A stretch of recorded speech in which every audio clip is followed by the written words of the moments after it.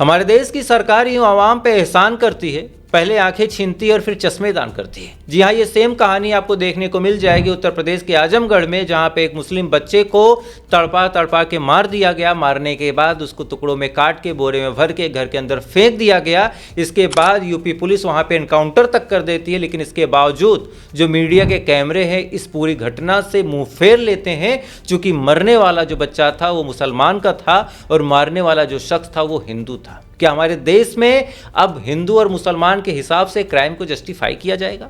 क्या मरने वाला अगर मुसलमान है तो वहां पे मरने वालों के लिए कोई भी सिंपैथी हमारे देश की मीडिया नहीं दिखाएगी? ये तमाम सवाल आज इस वीडियो के माध्यम से हम लोगों से पूछेंगे और साथ ही एक सवाल उठाएंगे कि जब हमारे देश में एक 7 साल के बच्चे के अंदर भी हिंदू और मुसलमान देखा जाएगा तो देश की बर्बादी का जिम्मेदार कौन होगा? और साथ ही जब ऐसी चीजें हमारे देश में हो रही हो तो ऐसी घटनाओं के लिए जवाब कौन देगा? नमस्कार, मेरा नाम है प्रखर राजपूत, आप देख रहे हैं प्रखर ट्रू क्राइम चैनल को।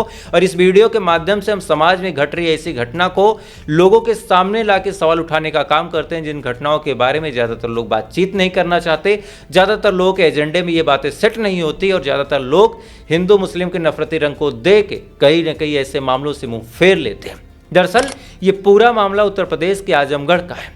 आजमगढ़ में एक थाना लगता है सिधारी थाना, और इसी सिधारी थाना क्षेत्र में एक टोला रहा करता था जिसका नाम था पठान टोला। और इसी पठान टोले में एक 7 साल का बच्चा रहा करता था। 7 साल का बच्चा जिसका नाम था साहिब अली। ये अपने घर से बाहर खेलने के लिए निकलता है, लेकिन निकलने के बाद वापस नहीं आता।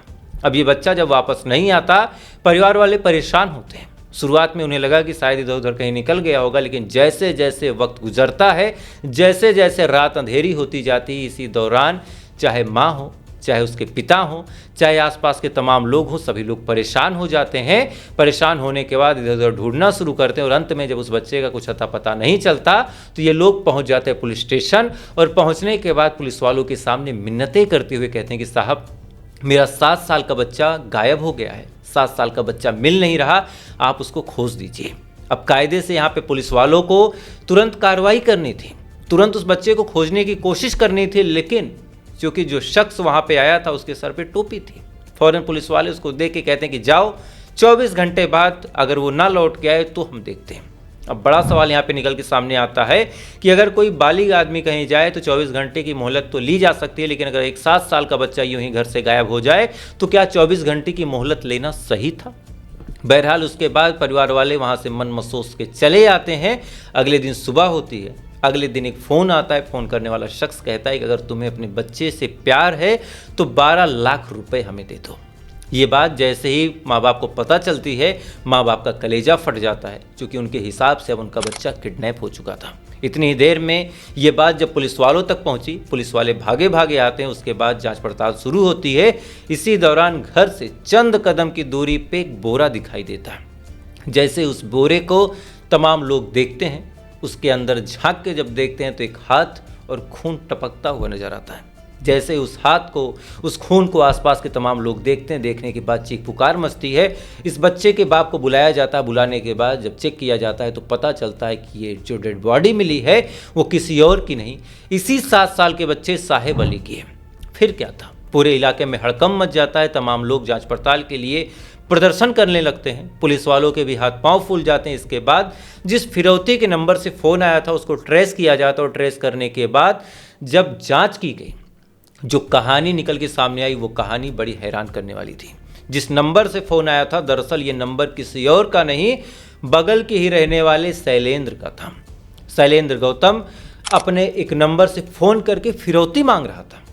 ये बात जब परिवार वाले देखते हैं, पुलिस वाले देखते हैं, सबकी आंखें फटी की फटी रह जाती हैं। फ़ौरन तलाश जारी की जाती है और अंत में एक डेंटल केयर के आसपास से शैलेंद्र को और उसके एक साथी राजा को गिरफ्तार करने के लिए जब पुलिस वाले वहाँ पे दबिश डालते हैं, दबिश डालने के बाद फ़ौरन ही जो शैलेंद्र था, जो राजा था, यूपी पुलिस की कहानी के अनुसार फ़ौरन कमर से कट्टा निकाल के पुलिस के ऊपर फायर करने की कोशिश करते हैं। बदले में पुलिस वाले जवाबी कार्रवाई करते हैं, पैर में गोली लगती है। उसके बाद इनको गिरफ्तार किया जाता है। गिरफ्तार करने के बाद जब जांच पड़ताल होती है तब पता चलता है कि परिवार के बीच कुछ रंजिश थी, जिस रंजिश की वजह से शैलेंद्र और निगम ने टॉफ़ी के लालच में 7 साल के उस बच्चे को टॉफ़ी की लालच में बुलाया, क्योंकि बचपन से ही वो बच्चा इस शैलेंद्र की गोद में खेलता था। चंद कदम की दूरी पे घर था, हमेशा चाचा चाचा कहा करता था। उस बच्चे को शायद पता ही नहीं था कि जिस शैलेंद्र निगम के पास वो टॉफी की लालच में जा रहा है, वो शैलेंद्र निगम आज उसकी जान ले लेगा। इसके बाद जब जांच पड़ताल हुई, मामला इंटेंस हुआ, तब जो चीज़ें समझ में आई, उसके बाद एक सवाल निकल के सामने आया कि क्या हमारे देश में हिंदुओं के लिए अलग कानून बनेगा, मुसलमानों के लिए अलग कानून। अब ऐसा क्यों कह रहा हूं, अब इस पूरे मामले की गहराई में आप जाइए। दरअसल परिवार वालों का सबसे बड़ा आरोप ये है कि पुलिस वाले 24 घंटे तक कोई कार्रवाई नहीं करते। अगर टाइम से कार्रवाई हुई होती तो शायद तस्वीरें कुछ और होती। उस महिला ने क्या कुछ कहा जो इस बच्चे की चाची लगती है, पहले आप उस वीडियो को देखिए। रात में आप लोग थाने पे गए थे, क्या हुआ? प्रशासन बोली 24 घंटे बाद 24 घंटे बाद एफआईआर दर्ज ही नहीं कर रहे थे। पुलिस नहीं आई। हम लोगों ने 112 पे कॉल भी लगाई, खुद बगल में थाना है, वहाँ पे गए, वहाँ पे भी कह रहे हैं अभी मत आइए, अभी कोई 24 घंटे बाद जाइए, आप लोग ढूंढिए। पूरा सिधारी ढूंढ रहा था, पूरा सिधारी। सूचना दिए है उसके बाद पुलिस नहीं नहीं, उसके बाद नहीं आई, अभी सुबह में आई है, जब एकदम वो मार के फेंक दिया है, जब वो मार के फेंक दिया है, जब बॉडी मिल गई है, तब उसके बाद आई है। उसके बाद भी हम लोग को झूठा दिला, हम लोग साथ हैं आपके, हम लोग साथ हैं आपके, और उसको धीरे से लेके चले गए। उसका घर गिराया जाए, उसका घर गिराया जाए। इस वीडियो में आप देख सकते हैं कि किस हिसाब से महिला आरोप लगा रही है कि उसके भतीजे की तलाश को लेकर जब परिवार वाले पुलिस स्टेशन जाते हैं तो पुलिस वालों ने कितना लापरवाही भरा रवैया अपनाया। इसके बाद जब मामला और इंटेंस हो गया तब पुलिस वालों ने क्या कुछ कहा है आप वो भी सुन लीजिए, तब आप पूरा मामला समझ पाएंगे। कल शाम में सूचना प्राप्त हुई थी कि एक 7 साल का बच्चा खेल के लिए मैदान में गया हुआ था। जब वो घर पर नहीं लौटा तो उसके परिजनों ने तलाश किया और उसके बाद पुलिस को सूचित किया। पुलिस ने प्रकरण को संज्ञान में लेकर उसमें अभियोग पंजीकृत किया। आज सुबह में परिजनों ने सूचित किया कि उसमें किसी ने फ़ोन पे कॉल करके फिरौती की मांग की है। कुछ समय बाद बच्चे की डेड बॉडी एक घर से बरामद हुई। इसमें घटना के शीघ्र अनावरण और आरोपियों की गिरफ्तारी के लिए टीमों का गठन किया गया था। टीमों के द्वारा इसमें शाम में चेकिंग जब की जा रही थी तो इस घटना से संबंधित 2 आरोपी पुलिस मुठभेड़ में घायल हुए हैं। इसमें शैलेंद्र निगम को 2 गोली लगी हैं और राजा निगम को 1 गोली लगी है। इन दोनों की गंभीर स्थिति को देखते हुए इनको तुरंत अस्पताल ले जाया गया है।